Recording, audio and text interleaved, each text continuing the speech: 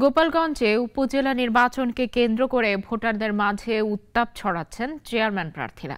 সদর উপজেলায় জেলা আওয়ামী লীগ ও সহযোগী সংগঠনগুলোর নেতাকর্মীরা দুই দলে বিভক্ত, একে অপরকে করছেন নানান কটূক্তি। নির্বাচনকে কেন্দ্র করে লড়াই জমেছে স্থানীয় সাংসদ আর প্রধানমন্ত্রীর সহকারী একান্ত সচিবের মাঝে। আশিক জামান অভির রিপোর্ট, জানাচ্ছেন সিরাজুল মনির শুভ।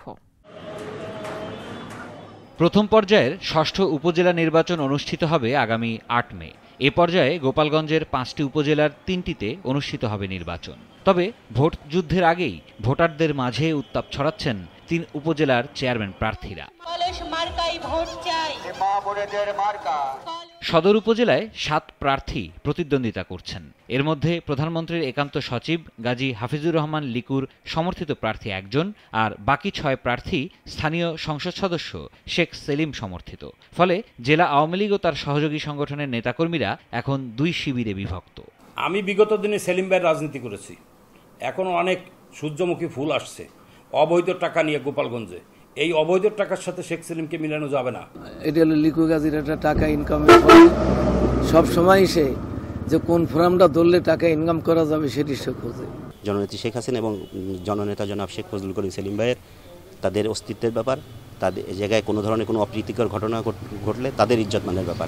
আমার এমপি মহোদয় তিনি বলেছে, তুমি কেন্দ্রীয় কালীবাড়ির সভাপতি, তোমার আবার ভয় কি? আমার হাত তোমার মাথার উপর আছে। যেহেতু নির্বাচন স্বতন্ত্র, এখানে কারোর প্রার্থী হওয়ার কোনো সুযোগ নাই, এটা আমার মনে হয় গুজব। বাকি দুই উপজেলাতেও নির্বাচনী আমেজ।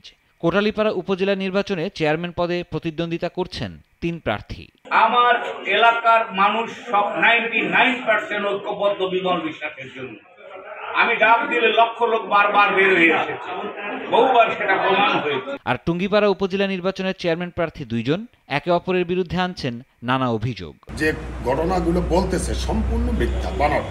এই ধরনের ঘটনা আয়োজিতবাদী টুঙ্গিপাড়ায় ঘটে নেই, নজিরবিহীন। এই ধরনের ঘটনা আমাদের এই টুঙ্গিপাড়ায় ঘটে নেই। দলীয় পদ পদবি ব্যবহার করা যাবে না।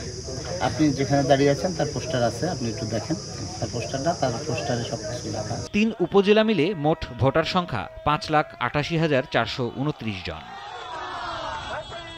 সিরাজুল মনির শুভ, নাগরিক। ওয়ালটন ফ্রিজ কিনে অনেকের মতো আপনিও হয়ে যেতে পারেন মিলেনিয়াল। সেরা পণ্যের সেরা অফার।